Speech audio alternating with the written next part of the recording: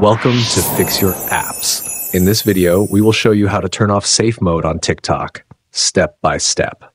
If you find this video helpful, please subscribe to our channel for more tech tips and tutorials. Let's get started. Step 1. First, pick up your Android phone and open the TikTok app. Make sure you're logged into the correct account before moving on to the next step. Step 2. Next, head over to the profile menu. Look at the top right corner where you'll see 3 horizontal lines. Tap on them to move forward. Step 3. A menu will appear. Scroll until you find Settings and Privacy. Once you see it, tap to open the settings. Step 4.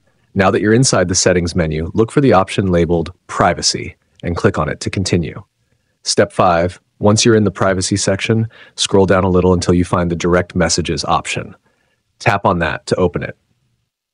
Step 6. Inside the direct messages menu, look for the safe mode option. You'll see that it's currently enabled. Step 7.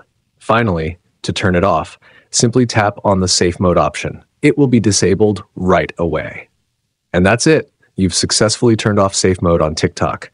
Thanks for watching and see you in the next video.